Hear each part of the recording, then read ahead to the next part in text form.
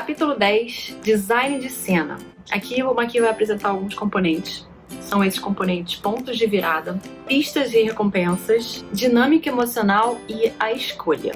Vamos primeiro para o ponto de virada. Ponto de virada. Como o Maki já falou antes, toda cena é como se fosse uma história em miniatura. Então toda cena tem que ter aquelas mudanças de cargas, a transformação das cargas, da condição de vida do personagem. E essas cenas têm que ter algum tipo de mudança. O Maki até comenta que você pode expressar uma grande mudança em uma cena muito rápida de uma mão jogando a carta de um baralho no chão, sei lá. E pode não expressar nada em uma cena de 10 minutos de ação. Tudo vai depender de como você expressa essa cena. Uma cena é desejo, ação, conflito e a mudança. Em cada cena, um personagem busca um desejo e vai agir sobre seu objetivo de cena ao escolher uma ação sob pressão, e claro que vai desencadear uma reação que ele não esperava para ter a transformação, a mudança. Uma única cena, ela vai causar uma mudança menor, mas não necessariamente significa que é insignificante. Uma mudança menor pode ser muito significante, até porque quando você tem várias mudanças menores, você tem uma transformação. Um clímax de sequência é quando você tem um impacto maior que uma cena. E o clímax de ato, você tem uma mudança maior ainda. O ideal, diz-me aqui pelo menos, é você criar uma história em que toda cena tem algum tipo de mudança. Tem um ponto de virada, uma mudança menor ou maior.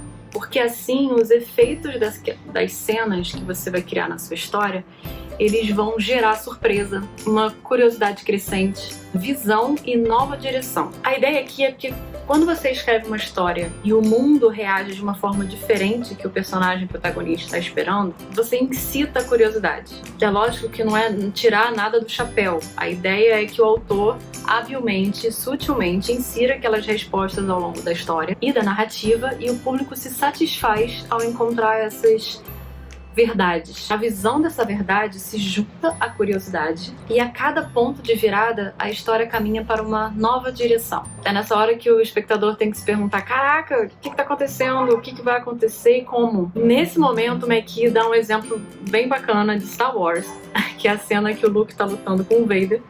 E o Vader, eles estão lutando com o sabre, né? E o Vader fala assim: não, você não pode matar, eu sou seu pai. Nesse momento, a história do Império Contra-Ataca está explicando coisas, nuances que foram colocadas no primeiro e que você agora está completando na sua cabeça, se perguntando: peraí, mas de onde essa informação agora que foi implementada agora, para onde que essa história vai?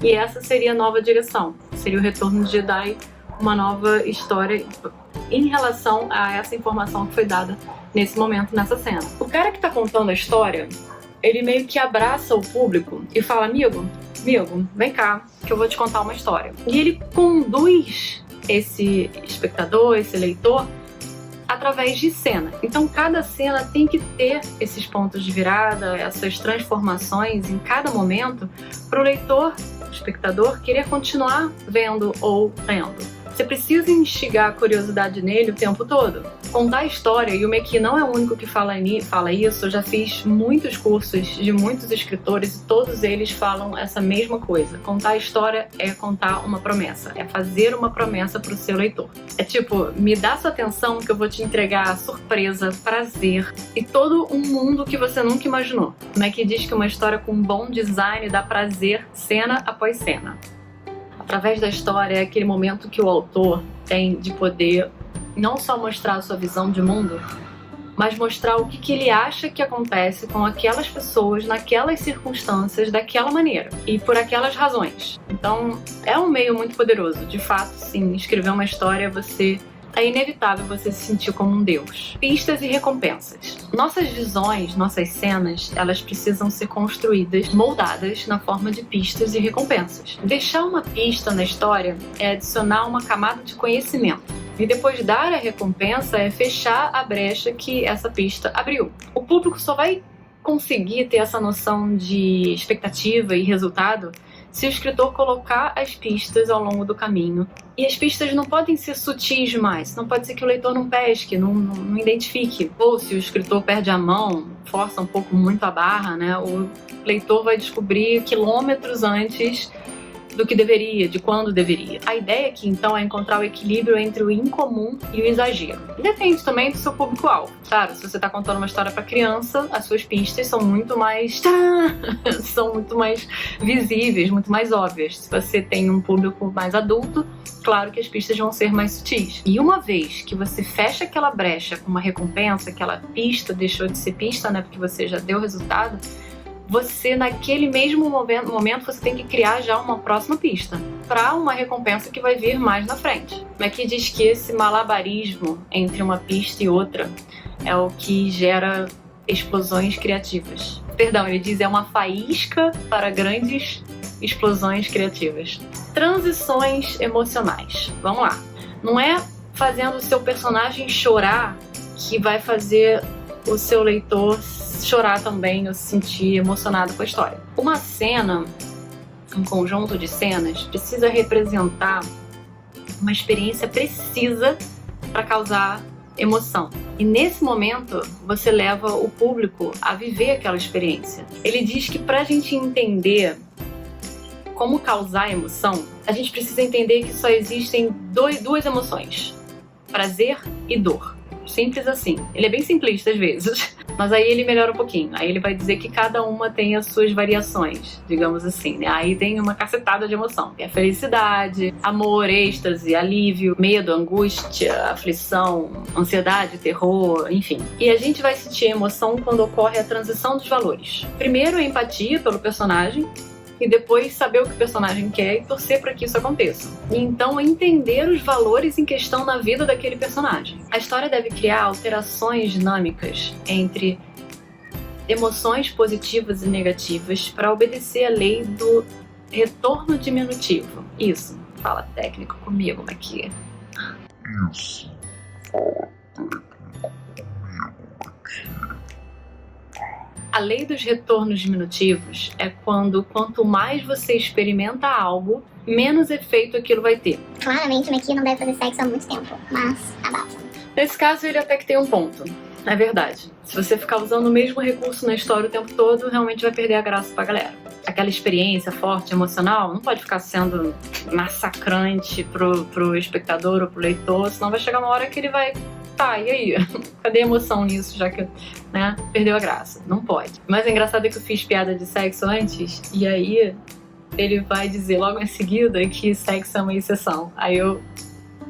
A lei dos retornos diminutivos é verdadeira para tudo na vida, exceto o sexo, que aparentemente pode ser repetido infinitamente com o mesmo efeito. Vai, Maqui, estava enganada sobre você, tudo bem agora. Uma coisa importante, a gente não pode confundir emoção com sentimento. Emoção é uma experiência em curto prazo que queima muito rápido. O sentimento é mais duradouro, penetrante, ele permanece nas nossas vidas. A emoção se torna mais clara para quem a sente quando a gente entende o sentimento que a permeia. Nos filmes, o sentimento é conhecido como clima. Acho que também serve para livro. O clima você constrói com qualidade de luz, edição, tipo de diálogo, design de cena, construção de cenário. A soma de tudo isso vai criar o clima. E o clima é a maneira de moldar a antecipação do público. O arco da cena vai determinar a emoção básica, mas é o clima que vai especificar. O clima, na verdade, ele não substitui a emoção. Aqui ainda faz uma brincadeira que ele diz assim, que quando você quer um clima, você vai a um museu, você vai a um concerto, mas quando você quer experimentar uma emoção, você vai até um contador de histórias. A natureza da escolha. A gente viu então que um personagem ele faz sob pressão, ele age sob pressão, de acordo com o desejo que ele tem, e acontece uma coisa que ele não espera. A natureza humana diz que a gente sempre, de uma maneira ou de outra, vai escolher fazer o que é bom ou certo. Se um personagem é colocado numa situação em que algo é obviamente do bem ou do mal e ele precisa fazer uma escolha, o leitor, que já conhece os valores daquele personagem, sabe meio que o que ele vai escolher. Então não é bem uma escolha, certo? A escolha entre o bem e o mal, certo e errado, não é bem uma escolha. A verdadeira escolha é um dilema. Tem que ser um dilema. E acontece em duas situações. Primeiro, uma escolha entre bens irreconciliáveis, tipo a protagonista quer duas coisas, mas só pode escolher uma. O dilema é como que ele vai resolver, como que ele vai escolher entre essas duas coisas que ele só pode escolher uma.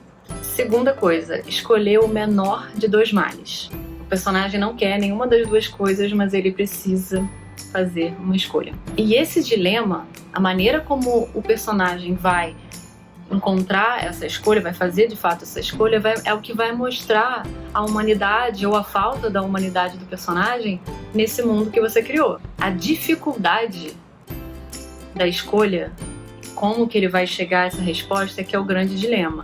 Um mundo maniqueísta em que você tem o bem e o mal e são coisas bem óbvias, não é um dilema, não entende? Não é difícil de escolher. Você sabe o que o personagem vai fazer. Essa coisa maniqueísta é muito simples, não gera conflito. E para construir essa escolha, para construir uma escolha que é genuína, a gente deve inserir em uma situação de 3 lados, viu? Tudo na vida é regra de 3, eu sempre falo isso. E por que não combinar os dilemas? As escolhas de bens irreconciliáveis com os dos males o menor. Pode ser uma questão com pessoas, estilo de vida, desejos, ideais reais ou imaginários, vai depender do universo que você criou. Mas o principal é que a escolha não é uma dúvida, é um dilema. Não é entre certo, errado, bem ou mal, mas entre desejos positivos e negativos de mesmo valor e peso. E acabou de entrar uma mosca varejeira aqui para estragar o meu vídeo. Sai!